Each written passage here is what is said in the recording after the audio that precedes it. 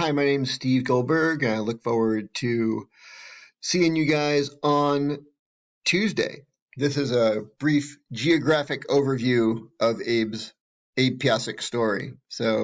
He was born in a town called Białobrzegi, which is a little bit south of Warsaw, Poland. Warsaw is the capital of Poland, and he was born here in 1928.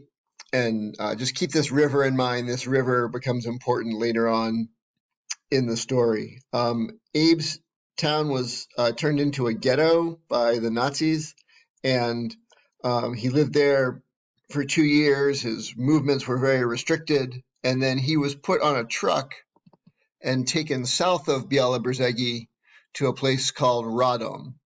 And he worked making pistols in a factory. He was 13 years old to 15 years old when he was in Radom. And he'll describe a little bit of what life was like in that slave labor camp. And then he was marched 55 miles. The Russians were coming, and so they had to liquidate Radom. And they came to a place called Tomaszow Mazowiecki. And that's the first, when Abe was on the truck to go to Radom, that's the first time he'd ever seen a truck. And at Tomaszow Mazowiecki was the first time he ever saw a train. And he was put on a cattle car and taken to Auschwitz, which you've probably heard of.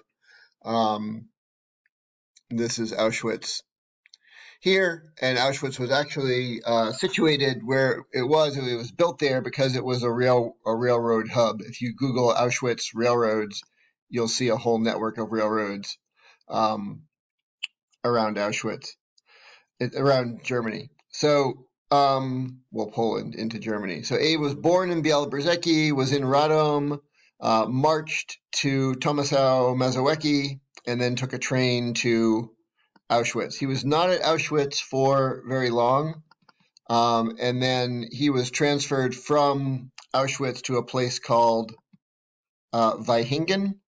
It's a pretty long train ride. That's about 450 miles. And from there, the Allied forces were coming in this way in 1944 or so, late 44, and he was transferred to a place called Hessenthal, which is, if you Google Hessenthal, it talks about a group of people who were there. But that's where he was until April of 1945, when he was put on another train in the direction of Dachau. They didn't tell the prisoners where they were going, but Abe later found out he was headed for Dachau, and that's a killing center, and had he arrived there, he likely would have been killed. It was a concentration camp, but toward the end of the war, it was a place that Germany used for extermination. So this is Auschwitz. Abe was there only briefly, and then he went to Vaihingen, and then to Hessenthal, and then just outside of Dachau is where Abe was liberated. And he stayed in once he was liberated, there were 2 displaced person camps that he stayed in. One, which I'm calling DP1 on this river, on this lake here, is called Feldafing. You can look that up. It's reasonably famous. And then he was transferred he was there for maybe a couple months at Feldafing, and then he was at Wolfratshausen for about almost 2 years. And then he was brought to, he came to the United States.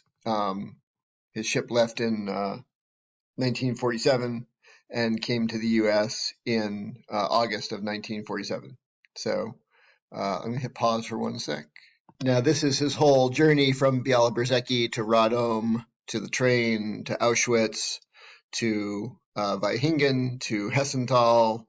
On the way to Dachau, he's liberated, and then he was at one displaced persons camp here, another displaced persons camp right near there, and then he got on a ship. Once he got clearance to go to the U.S., he was transported, I assume by train, to Bremerhaven, and his ship took off in July, and on August 3rd, he landed at the Statue of Liberty here through New York Harbor. This is the Statue of Liberty. You've seen pictures of it, I'm sure.